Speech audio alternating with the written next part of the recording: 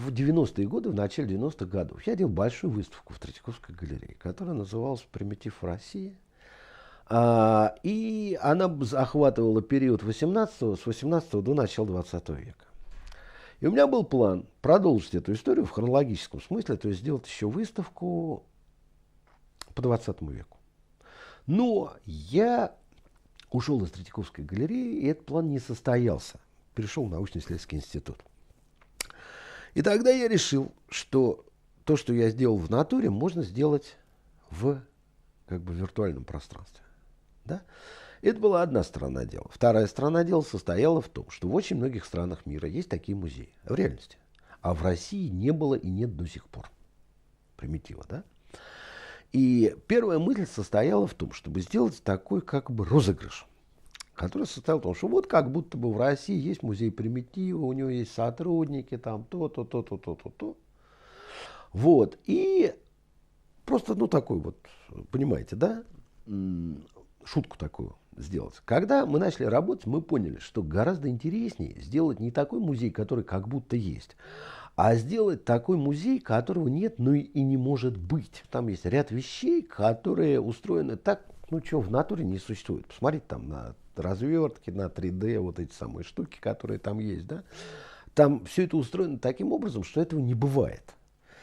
Да, и мы тем самым стали, наоборот, играть во вторую сторону дела, в возможности музея, который может существовать только в компьютере. Да? А дальше ведь история была совсем смешной.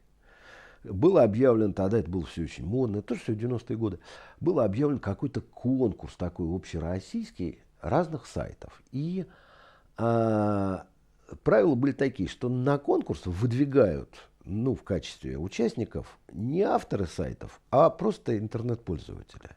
Авторы сайтов только должны дать свое согласие на то, что вас выдвинули, вы не против. Вот приходит мне письмо, говорят, вот вас выдвинули, вы не против. И дальше там было тысячи сайтов. И кончилось это дело тем, что мы вышли в 5 финалистов. И при этом получилось очень смешно. Почему? Потому что вот этот розыгрыш, который в основе лежал этого сайта, на него купились и жюри, и авторы этого конкурса. Потому что они поместили нас не в отдел там искусства, не в отдел там, я не знаю, каких-нибудь виртуальных построений. Там были разные номинации. А нас поставили в номинацию музеи. Да? То есть нас стали на полном серьезе, чтобы мы соревновались с Эрмитажем, с Кунсткамерой, с Музеем изобразительных искусств имени Пушкина. Да, там были 4 таких крупных. Да? Вот. И дальше, естественно, абсолютно заслуженно выиграл Эрмитаж. Да? Вот. И дальше мы втроем, все 3 авторов этого сайта, сидим в этом торжественном зале. И, выходит представитель Эрмитажа, благодарит за это самое приз и говорит, что мы, весь коллектив Эрмитажа, который так или иначе все принимали участие в создании этого сайта, благодарим также сотни сотрудников компании IBM, которые его разработали. И вот такой, понимаете, и мы все 3 против них. И я тут для себя понял одну вещь очень любопытную, которая на самом деле подтверждает вот этот тезис, что в сущности говоря, если мы втроем на полном серьезе можем состязаться со всем Эрмитажем из компании IBM, то это означает, что мы имеем дело в зоне, где решают не количество, а мозги. Есть одна из таких довольно интересных проблем, которая относится ко всем проектам, и в том числе к интернет-проектам. Когда проект завершен, что с ним дальше делать? Да?